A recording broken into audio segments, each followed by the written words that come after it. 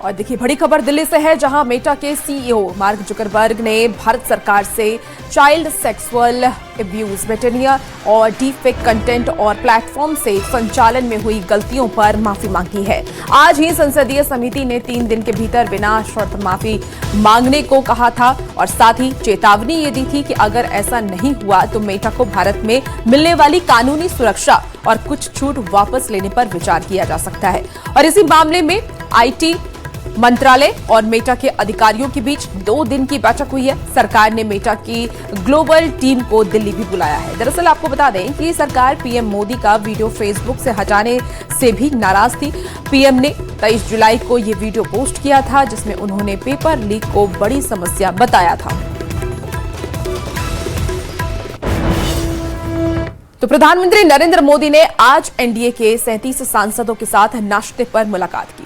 सांसदों के मुताबिक पीएम मोदी ने परिवार जैसे माहौल में उनसे खुलकर के बातचीत की और अपने अनुभव को भी साझा किया। लेकिन इस मुलाकात में सिर्फ राजनीति या संसद की चर्चा नहीं हुई, बल्कि प्रधानमंत्री नरेंद्र मोदी ने सांसदों को यह भी समझाया कि सार्वजनिक जीवन में छोटी सी चूक कई बार बड़ी परेशानी खड़ी कर सकती है। उन्होंने सांसदों से गलत चीजों में फंसने से बचने, किसी की गलत मेहमानवाजी स्वीकार नहीं करने और अपने लेटर पैड या हस्ताक्षर को गलत हाथों में जाने से रोकने की सलाह दी है। संदेश साफ था कि राजनीति में भरोसा बनाना मुश्किल है, लेकिन उसे गंवाना बहुत आसान है।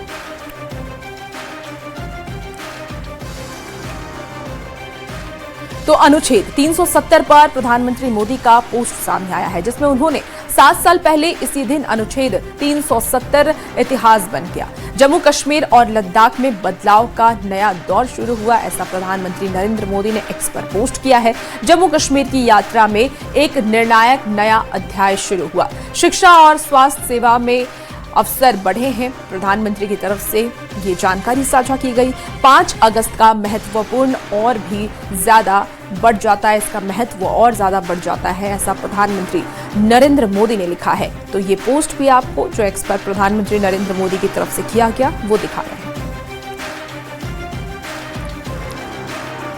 और अनुच्छेद 370 और 35A हटाए जाने के 7 साल पूरे होने पर रक्षा मंत्री राजनाथ सिंह ने एक्स पोस्ट कर जम्मू कश्मीर और लद्दाख में आए बदलाव को रेखांकित किया है। उन्होंने ये लिखा कि 5 अगस्त 2019 के ऐतिहासिक फैसले के बाद दोनों क्षेत्र में शांति, विकास और समान अवसरों का नया दौर शुरू हुआ। डॉक्टर श्यामा प्रसाद मुखर्जी की 125वीं जयंती पर उन्हें श्रद्धांजलि देते हुए ये कहा गया कि भारत की एकता का उनका संकल्प इसे निर्णय के साथ साकार हुआ है। सरकार ने यह दोहराया कि समृद्ध जम्मू कश्मीर, खुशहाल लद्दाख और विकसित भारत के लक्ष्य को लेकर के वो पूरी प्रतिबद्धता के साथ आगे बढ़ रहे हैं। तो थाईलैंड के फुकेट से दिल्ली आ रही एयर इंडिया फ्लाइट की मंगलवार को टर्बुलेंस यानी कि तेज हवा के झटकों में फंस गई। हालांकि पायलट ने विमान को सुरक्षित उतार लिया था। अब इस पायलट के माफ कीजिएगा, अब इस फ्लाइट के अंदर की आपको तस्वीरें दिखाते हैं। ये तस्वीरें सामने आई है और ये तस्वीरें उस वक्त की है जब विमान तेज हवा के झटकों में फंस गया था और अचानक 300 फीट तक नीचे आ गया था और इस दौरान कुछ लोग इसमें घायल भी हो गए थे। तो आईजीआई एयरपोर्ट पर कस्टम विभाग की बड़ी कार्रवाई हुई है। 2 विदेशी महिलाओं से बरामद किया गया है 1 किलो सोना। आपको ये बड़ी खबर बता रहे हैं, जहां इस्तांबुल की महिलाओं से सोना बरामद किया गया। दिल्ली के इंदिरा गांधी अंतर्राष्ट्रीय हवाई अड्डे पर कस्टमर्स की टीम ने गोल्ड स्मगलिंग का मामला पकड़ा है। आपको ये भी जानकारी दे दें कि दिल्ली पहुंची थी ये 2 महिलाएं, यात्रियों से करीब 1 किलो सोना बरामद किया गया है। तो भारतीय रिजर्व बैंक ने एक बार फिर से रेपो रेट को 5.25% पर स्थिर रखने का फैसला लिया है। मौजूदा आर्थिक परिस्थितियों को ध्यान में रखते हुए आरबीआई की मॉनिटरिंग पॉलिसी कमेटी यानी कि एमपीसी ने यह फैसला किया है। बताते चले आपको कि आरबीआई एमपीसी की बैठक इस हफ्ते सोमवार को शुरू हुई थी, जिसके बाद आज आरबीआई गवर्नर संजय मल्होत्रा ने एमपीसी की बैठक में लिए गए फैसलों की घोषणा की। इसी बीच देखिए दिल्ली से एक और बड़ी खबर सामने आ रही है। दिल्ली पुलिस ने 11 बांग्लादेशी नागरिकों को पकड़ा है। आपको बता दें कि वीजा खत्म होने के बाद भी भारत में ये सभी लोग थे, पकड़े गए हैं। लोगों से पूछताछ की जा रही है पुलिस की तरफ से। बड़ी खबर आपको दिल्ली से बता रहे हैं, जहां 11 बांग्लादेशी नागरिकों को पकड़ा गया है।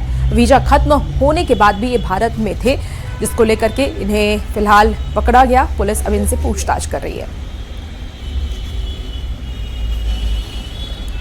खबर अब आपको कानपुर से बताते हैं। कानपुर में मिलावटी मसाले की फैक्ट्री का भांडाफोड़ हुआ है। इस फैक्ट्री में चावल के बुरादे से मिलावटी हल्दी तैयार हो रही थी और साथ ही दूसरे मसालों में भी मिलावट की जा रही थी। आपको बता दें कि जिलाधिकारी के निर्देश पर खाद्य सुरक्षा एवं औषधि प्रशासन विभाग की स्पेशल ऑपरेशन विजिलेंस टीम ने पनकी क्षेत्र में स्थित पीतांबरा इंटरप्राइजेस मसाला फैक्ट्री पर छापेमारी की है और जांच में यह भी सामने आया है कि यहां चावल में रंग मिलाकर के हल्दी बनाई जा रही थी। टीम ने मौके से कई बाल्टियों में रखा रंग, 77 बैग चावल का बुरादा और 30 किलो पिसा धनिया और 30 किलो मिर्च बरामद किया है।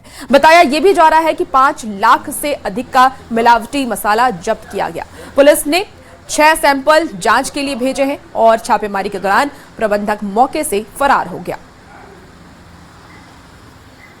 देखिए खबर अब आपको सूरत से बताते हैं। सूरत के गोडदरा इलाके से एक दर्दनाक हादसे की तस्वीर सामने आई, जहां बारिश के पानी से भरे एक गहरे गड्ढे में बाइक गिरने से एक युवक की मौत हो गई। हादसे का सीसीटीवी फुटेज भी देखिए सामने आया है। बताया यह जा रहा है कि सड़क पर 2 से 3 फीट गहरा गड्ढा था जो बारिश के पानी में छिप गया था। स्थानीय लोगों का यह आरोप है कि बार बार शिकायतों के बावजूद सड़क की मरम्मत नहीं हो रही थी और घटना के बाद लोगों में भारी नाराजगी भी अब देखने को मिल रहा है। अब आपको हिमाचल प्रदेश लेकर के चलते हैं। हिमाचल प्रदेश के सिरमौर जिले और नाहन में मूसलाधार बारिश ने हालात को बिगाड़ दिया है। लगातार हो रही तेज बारिश के चलते इलाके में भीषण फ्लश फ्लड और लैंडस्लाइड की घटनाएं सामने आने लगी है। नाहन और सिरमौर जिले के अलग अलग इलाके में बारिश के बाद तबाही का मंजर दिखाई दे रहा है। अरुणाचल प्रदेश की अब आपको तस्वीर दिखाते हैं, जहां अरुणाचल प्रदेश में लगातार हो रही भारी बारिश के बीच लैंडस्लाइड का वीडियो भी सामने आया है। सेप्पा और इसके साथ ही ईटानगर रोड पर 0 ब्लॉक पॉइंट के पास भारी मात्रा में मिट्टी और मलबा हाईवे पर आ गया।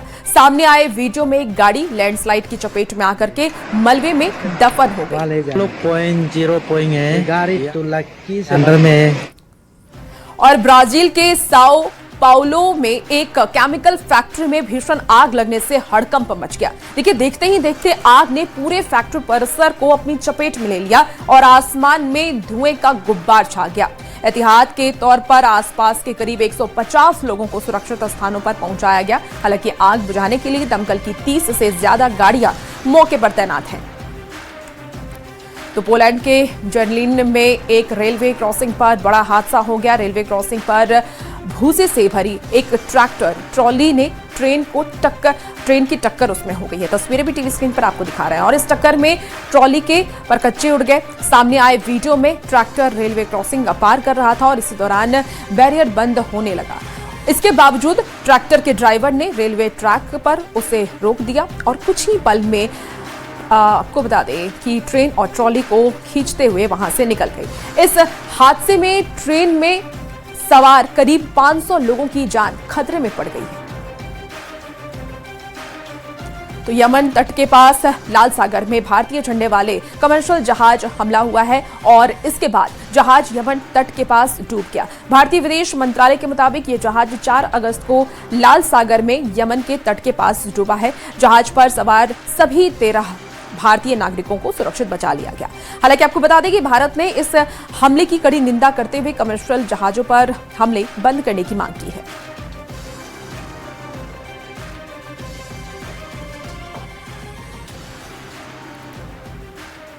और अब रुख करते हैं बिहार झारखंड की बड़ी खबरों का।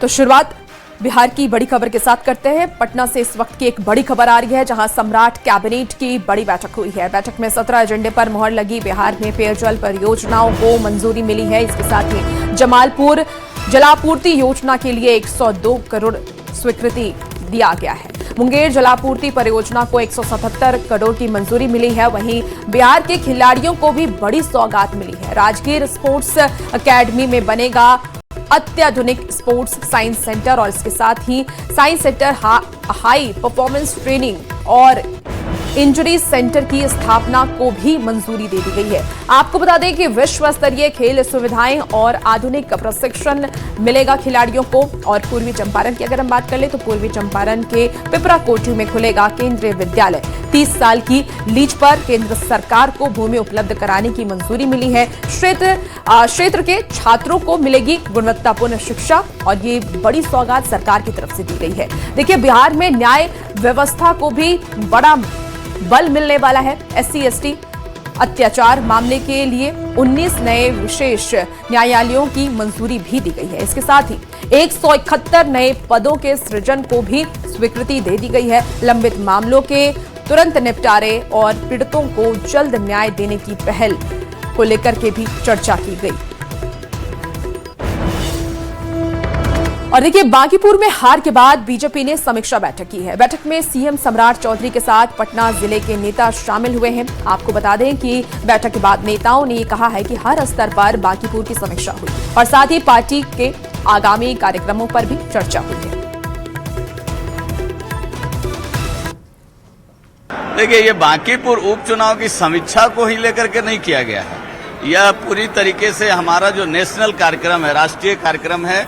अभी हर घर तिरंगा यात्रा ये अगस्त का महीना है और सभी कार्यकर्ताओं को यह कहा गया, हमारे माननीय मुख्यमंत्री जी और प्रदेश अध्यक्ष जी ने, हम सब लोग आगे भी सेवा करते रहेंगे। इसी प्रकार से जब पहले सेवा करते आए हैं और जो हुआ है उसकी हम सब लोगों ने समीक्षा के साथ जो निर्णय हुआ है कि हाँ, हम लोग आगे भी पार्टी के कार्यक्रमों और सेवा के माध्यम से जनता के बीच रहें। बांकीपुर के चुनाव में भी जो कहीं कमी रह गई, विपक्षी दिग्भ्रमित करने में यहाँ के मतदाता को सफल रहे, उस संबंध में भी हम लोगों ने कार्यकर्ताओं से फीडबैक लेने का काम किया। नहीं, हार तो मैं स्वीकारता हूँ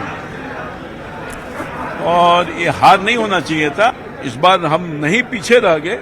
उसके कारणों पर बहुत लोगों ने अपने अपने सुझाव दिए हैं। हमारे जो प्रमुख कार्यकर्ता हैं उन सब सुझावों को माननीय अध्यक्ष जी ने नोट डाउन किया है। माननीय मुख्यमंत्री जी के भी संज्ञान में आया है और आगे चल के उन कमियों को दूर करने का प्रयास करेंगे। बांकीपुर विधानसभा के उपचुनाव के बाद भारतीय जनता पार्टी ने समीक्षा की और हमारे साथ इस वक्त मौजूद हैं पार्टी के प्रदेश अध्यक्ष संजय सरावगी। संजय जी, हार के बाद बड़ी समीक्षा हुई जिसमें मुख्यमंत्री और तमाम जो पटना जिला के नेता हैं जिन्होंने बांकीपुर चुनाव में जिनकी अहम भूमिका रही, वो लोग मौजूद थे। स्वाभाविक है, 2 दिन पहले ही बांकीपुर चुनाव का परिणाम आया है तो बांकीपुर पर भी चर्चा हुई है। कहाँ कमियां रह गई, क्या रह गई, इस पर चर्चा हुई है कार्यकर्ताओं के, प्रमुख कार्यकर्ताओं के साथ। लगता है कि चूक भी हुई या फिर जिन लोगों ने भीतरघात किया वैसे लोगों को भी चिन्हित करने की जरूरत है। नहीं, कोई भीतरघात नहीं हुआ, कोई चूक नहीं हुई। गलत नैरेटिव सेट करके अफवाह फैला। कार्यकर्ताओं का, अधिकांश कार्यकर्ताओं का यही मत था कि जो शब्द भारतीय जनता पार्टी के किसी नेता ने नहीं कहा उस पर अपशब्दों का उपयोग करके गलत नैरेटिव फैलाया गया। और बस यही सब मामले, अधिकांश कार्यकर्ताओं का यही मत था कि गलत नैरेटिव फैलाया गया, आम जनता को दिग्भ्रमित किया गया। तो यही सब विषय थे, ज्यादा कुछ विषय नहीं थे। लेकिन हम लोगों ने तो कहा कि भाई नए विधायक बने हैं, बांकीपुर की सेवा करें, बांकीपुर के लोगों की सेवा करें, बांकीपुर का विकास करें। लेकिन भारतीय जनता पार्टी भी बांकीपुर को, क्योंकि लगातार हम वहां से जीतते रहे, इस बार हमने पराजय 17-18 हजार वोट से हमारी पराजय हुई। उसके बाद भी बांकीपुर के लोगों का काम, बांकीपुर के कार्यकर्ताओं का काम, बांकीपुर का विकास, बिहार के साथ साथ बांकीपुर भी हमारी प्राथमिकता में रहे। कैमरा पर्सन संत के साथ शैलेंद्र, न्यूज 18 पटना। तो देखिए, बांकीपुर उपचुनाव में शर्मनाक हार और जमानत जब्त होने के बाद आरजेडी में आत्ममंथन की जगह अब खुली बयानबाजी शुरू हो गई है। बिना नाम लिए आरजेडी विधायक भाई वीरेंद्र और पार्टी के मुख्य प्रवक्ता शक्ति यादव ने अब खुल करके एक दूसरे के खिलाफ मोर्चा खोल दिया। भाई वीरेंद्र ने बिना नाम लिए शक्ति यादव को खामोश रहने की नसीहत दी, बल्कि कई गंभीर आरोप लगाते हुए कच्चा चिट्ठा खोलने की भी चेतावनी दे डाली है। भाई वीरेंद्र ने कहा कि खामोश, जो बोल रहा है वो खामोश रहे। मैं लोक दल का आदमी रहा हूं। जब राजनीति में तुम्हारी पैदाइश नहीं हुई थी उस समय से मैं राजनीति कर रहा हूं। खामोश, भाई वीरेंद्र लोक दल का आदमी रहा है। जब तुम्हारी राजनीति में कोई पैदाइश नहीं थी, भाई वीरेंद्र उस समय से राजनीति करता है। 2010 में 22 आदमी विधायक था, कई लोग बदल गए, भाई वीरेंद्र नहीं बदला। आज 2025 में 25 विधायक हैं और तुम्हारी बात करतूत को मैं सार्वजनिक करूंगा, तुम मुंह दिखाने लायक नहीं रहोगे। शांति रहना। मैं राजनीति कर रहा हूं तेजस्वी जी को मुख्यमंत्री बनाने के लिए, और तुम लोग तेजस्वी यादव का चेहरा दिखाकर लोगों से माल वसूलने का काम करता है, भेंट करवाने का काम करता है, इसलिए खामोश। तो वहीं आरजेडी के मुख्य प्रवक्ता शक्ति यादव ने अपने रुख पर कायम है। आपको बता दें कि उपचुनाव में हार के बाद पार्टी के भीतर जवाबदेही और रणनीति को लेकर के उठ रहे सवाल पर उन्होंने कहा है कि जो लोग ये बोल रहे हैं वो क्या कर रहे हैं, उनकी भूमिका क्या है। राष्ट्रीय जनता दल का एक एक कार्यकर्ता कोई भी हो, नेता को तो अपने हिसाब से चीजों को देखते ही हैं। जो बोल रहा है वो क्या कर रहा है पार्टी के लिए, उसकी भूमिका क्या है। आपको पार्टी के लिए काम करने की जरूरत है। आप सबकी भूमिका होनी चाहिए, सबके मान बराबर है, कोई भी कार्य करता हो। चलिए खबर अब आपको भोजपुर से बताते हैं, जहां आरा रेलवे स्टेशन पर लगातार रील बनाने वालों का मजमा लगा हुआ है और ये रेलवे स्टेशन अब रीलबाजी का अड्डा बन चुका है। इस तरह के मामले सामने आने के बाद एक बार फिर से रेलवे स्टेशन पर यात्रियों के संरक्षण एवं सुविधा को लेकर के कई बड़े सवाल खड़े हो रहे हैं कि आखिर आरपीएफ कहां है और उनकी ड्यूटी क्या है। तस्वीरों में साफ तौर पर देखा जा सकता है कि किस तरह से रील बनाने वाले भद्दे और गद्दे गानों पर सोशल मीडिया पर वायरल होने के लिए वो लोग इस तरह के काम को अंजाम दे रहे हैं। भारतीय रेल यात्रियों को लगातार संरक्षा और सुरक्षा देने की बात करता है, लेकिन आरा रेलवे स्टेशन पूरी तरह से रीलबाजों के चपेट में आ गया है और यहाँ पर रीलबाज लगातार यहाँ रील बना रहे हैं, फिर भी उनको लेकर के कोई कार्रवाई नहीं की जा रही है, जिसके कारण एक बार फिर से सुरक्षा व्यवस्था पर कई सवाल खड़े हो रहे हैं। आरा का रेलवे स्टेशन पूरी तरह से रीलबाजों के कब्जे में आ गया है और इन प्लेटफार्मों पर जो रील बनाने वाले लोग हैं वो बिना किसी डर और भय के लगातार यहाँ रील बना रहे हैं। यात्री जो है काफी इसके बाद असहज महसूस करते हैं। अब देखने वाली बात ये होगी कि इन रीलबाजों पर रेल प्रशासन के द्वारा कब तक कार्रवाई की जाती है, ये तो आने वाला वक्त ही तय करेगा। चंदन कुमार, न्यूज़ 18 भोजपुर। इसी बीच एक बड़ी खबर सामने आ रही है। बड़ी खबर आपको पटना से बता रहे हैं, जहां सम्राट कैबिनेट की बड़ी बैठक हुई है और बैठक में 17 एजेंडे पर मुहर लगी। बिहार में पेयजल परियोजनाओं को मंजूरी मिली है। आपको बता दें कि जमालपुर जलापूर्ति योजना के लिए 102 करोड़ स्वीकृत किए गए। मुंगेर जलापूर्ति परियोजना को 177 करोड़ की मंजूरी दी गई है। इसके साथ ही बिहार के खिलाड़ियों को भी बड़ी सौगात दी गई है। खिलाड़ियों के लिए भी बड़ी सौगात अब बिहार सरकार लेकर के आ रही है। राजगीर स्पोर्ट्स एकेडमी में बनेगा अत्याधुनिक स्पोर्ट्स साइंस सेंटर। इसके साथ ही हाई परफॉर्मेंस ट्रेनिंग और इंजरी सेंटर की स्थापना को भी मंजूरी दे दी गई है। विश्व स्तरीय खेल सुविधाएं और आधुनिक प्रशिक्षण मिलेगा खिलाड़ियों को। तो पूर्वी चंपारण के पिपराकोठी में खुलेगा केंद्रीय विद्यालय। बिहार में न्याय व्यवस्था को भी बड़ा बल मिलने वाला है। आपको बता दें कि SC/ST अत्याचार मामले के लिए 19 नए विशेष न्यायालयों को भी सरकार की तरफ से मंजूरी दे दी गई है और 171 नए पद के सृजन को भी स्वीकृति दे दी गई है। तो सीएम सम्राट चौधरी की तरफ से कई बड़े फैसले लिए गए हैं और पेयजल परियोजना को भी मंजूरी मिल चुकी है। तो अलग अलग सेक्टर में सीएम सम्राट चौधरी की तरफ से बड़े फैसले लिए गए हैं। आपको बता दें कि स्वास्थ्य से लेकर के शिक्षा, खेल, हर सेक्टर को लेकर के सीएम सम्राट चौधरी ने ये बड़ा फैसला लिया है। सम्राट कैबिनेट की बड़ी बैठक हुई है, जहां बैठक में 17 एजेंडे पर मुहर। सारण, मधुबनी, वैशाली, भोजपुर, बक्सर, सिवान, बेगूसराय, सीतामढ़ी, जमुई, मुंगेर और सुपौल। राजस्व एवं भूमि सुधार विभाग का अगला एजेंडा था, जिसके अंतर्गत पूर्वी चंपारण जिला में पिपराकोठी के तहत 5 एकड़ भूमि बिहार सरकार की जो भूमि है, उसको नए केंद्रीय विद्यालय की स्थापना के लिए केंद्रीय विद्यालय संगठन को 30 वर्षों के लिए लीज नवीकरण विकल्प के साथ बंदोबस्त किए जाने की स्वीकृति दी गई। कला एवं संस्कृति विभाग का अगला एजेंडा था, जिसके अंतर्गत हर घर तिरंगा अभियान 2026 के सफल आयोजन हेतु 6 करोड़ 12 लाख रुपए के व्यय की स्वीकृति दी गई। आज कुल इतने मामलों पर मंत्रिपरिषद की बैठक में निर्णय हुआ। धन्यवाद।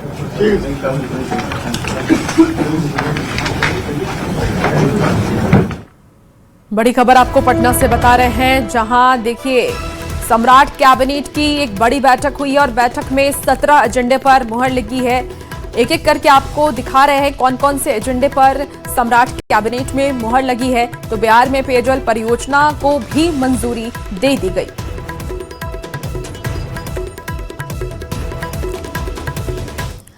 इसी बीच देखिए एक बड़ी खबर सासाराम से आ रही है, जहां डेहरी के कार्यपालक पदाधिकारी विमल कुमार की हत्या के बाद जो पोस्टमार्टम रिपोर्ट सामने आई है वो चौंकाने वाली है।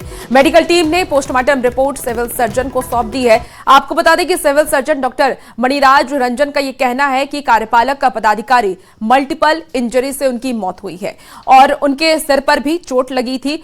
इसके अलावा उनके गर्दन की दोनों हड्डियां टूट गई थी और जिस कारण उनका सांस रुक गया था।